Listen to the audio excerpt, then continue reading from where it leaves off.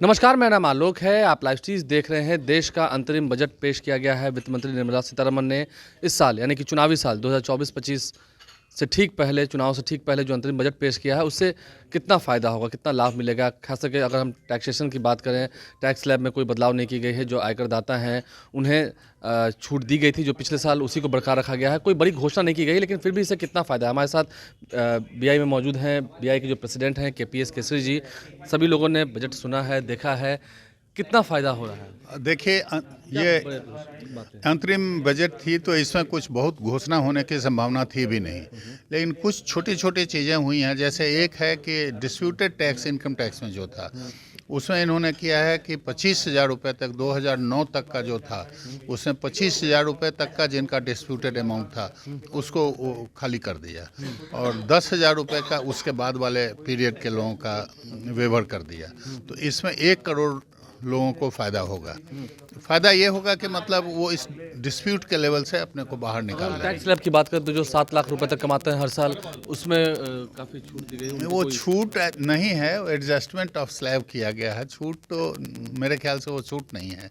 Adjustment तो tax slab को as such कोई मेजर चेंज नहीं किए हैं, तो उसमें डिटेल नहीं आया है, तो इसलिए डिटेल मैं नहीं कह पाऊँगा। लेकिन हमको ऐसा लगता है कि कुछ पर्टिकुलर केसेज में एडजस्टमेंट किया गया होगा, वही है। रेलवे से भी बढ़ावा देने के लिए कहा गया है कि बढ़ावा देने के लिए देखिए जो कुछ कहा गया है, जैसे हमको ऐसा लगता है, अगर हम इस राज्य की बात करें तो उसमें एक लगता है कि टूरिज्म सेक्टर में इन्होंने ये कहा है कि हम आने वाले समय में लोन देंगे, लॉन्ग टर्म लोन देंगे, जिससे कि हर स्टेट में अपना डेवलपमेंट कर सके। तो हमारे राज्य में भी इंफ्रास्ट्रक्चर डेवलपमेंट में राज्य सरकार जो प्रोजेक्ट बना के देगी और उस पर लॉन्ग टर्म लोन मांगेगी, उससे हम डेवलप कर सकेंगे। तो ये हमको लगता है कि क्योंकि सारे देश की बात है, तो हमको आगे बढ़ के अगर हम अपना होमवर्क सही ढंग से कर पाएंगे तो इसमें निश्चित रूप से हमको फ़ायदा होगा। देखिए, देश का जो अंतरिम बजट पेश हुआ है, सभी बिहार इंडस्ट्रीज एसोसिएशन में बैठ कर इसे देख रहे थे। तमाम तस्वीर आपको दिखा रहे हैं। और ना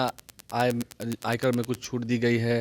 फिलहाल कोई बदलाव नहीं किया गया है टैक्सेशन में, लेकिन इस साल 2024 से ठीक पहले, चुनाव से ठीक पहले ये जो बजट पेश किया गया है, इससे बिहार को कितना फ़ायदा है वो हम जानने की कोशिश कर रहे हैं। अरुण अग्रवाल जी भी हमारे साथ हैं। हम जानना चाहेंगे जो ये अंतरिम बजट है, इसमें कुछ बड़ी घोषणाएं तो नहीं हुई, लेकिन हाँ, कितने मायनों में थोड़ा अलग है। देखिए ये कुछ मायने में अलग है, इसलिए कि हम लोग को सरकार ने 2019 के बाद क्या क्या किया ये बताया गया। इसमें 2-3 चीज़ बहुत इम्पॉर्टेंट है कि मुद्रा लोन जो है 43 करोड़ लोगों को दिया गया।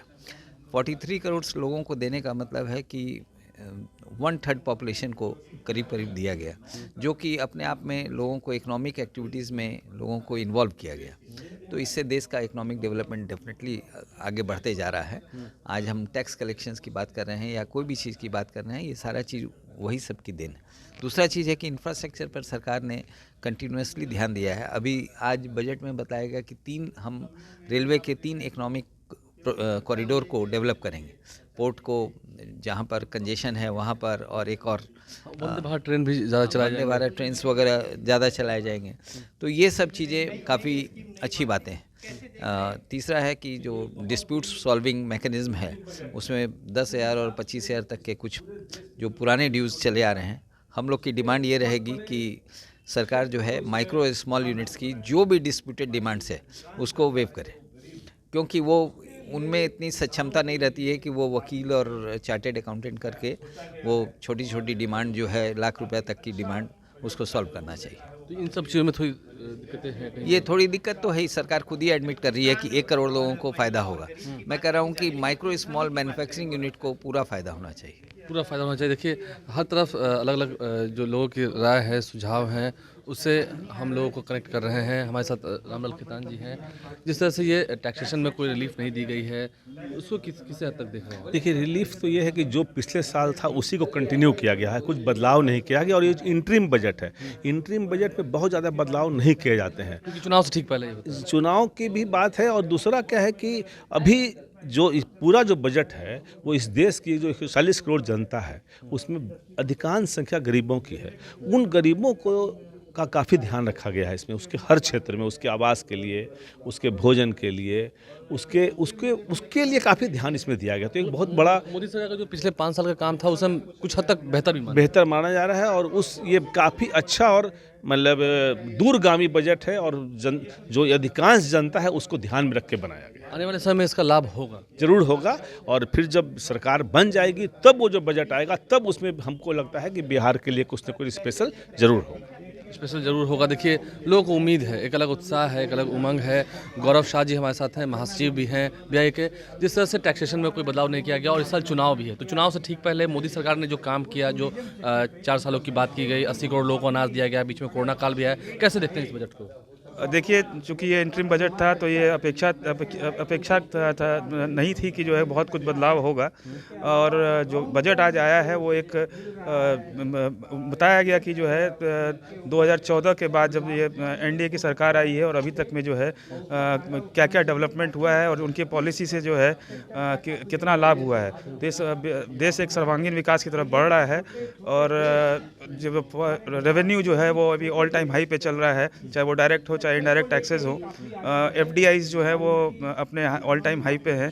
ये सब सारे संकेत हैं कि भारत एक जो है अपना जो लक्ष्य है उसकी तरफ जो है अग्रसर है और शीघ्र ही जो है 3rd लार्जेस्ट इकोनॉमी की तरफ जो है वो बढ़ रहा है। टूरिज्म के सेक्टर को भी बढ़ावा देने की बात की गई। लगता है कि हाँ, टूरिज्म जब बढ़ेगा तो इससे और जो देश का कोष है उसमें वृद्धि होगी। जी, तो टूरिज्म सेक्टर को बढ़ावा देने की बात की गई है इसमें।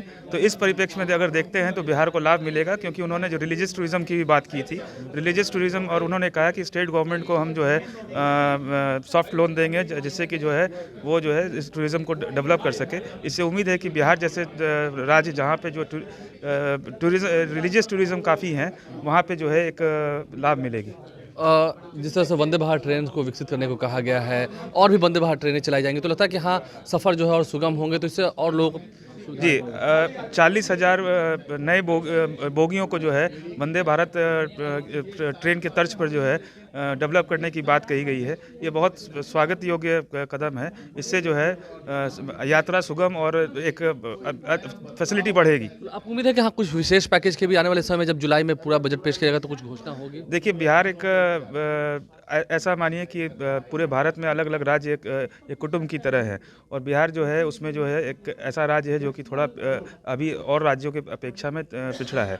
तो जैसे कि जो है एक परिवार में अगर एक भाई कमज़ोर होता है तो पिता का दायित्व ये होता है कि उस पर विशेष ध्यान दे और विशेष ध्यान दे के उसके ऊपर जो है उसको जो है अन्य भाइयों की तरह खड़ा करे। तो उसी तरह हमें अपेक्षा है कि आने वाले समय में नई सरकार जो आएगी वो बिहार पे विशेष नज़र रख के जो है अन्य राज्यों की तरह जो है हमें जो है सबल बना के जो है इस पिछड़ापन से दूर करेगी। देखिए, बिहार के लिए भी कुछ विशेष होगा, विशेष पैकेज की घोषणा होगी। बिहार इंडस्ट्रीज एसोसिएशन के तमाम जितने सदस्य हैं वो हमारे साथ जुड़े हुए थे। इस अंतरिम बजट से कितना फ़ायदा होगा, कितना लोगों को लाभ मिलेगा, इस पर हम चर्चा कर रहे थे। बिहार को कितना मिला, बिहार के लिए कितना अच्छा रहा, वो हमने आपको इस वीडियो के माध्यम से बताने की कोशिश की है। हमारे चैनल को सब्सक्राइब कर लें, साथ साथ फेसबुक पेज भी ला करें। धन्यवाद।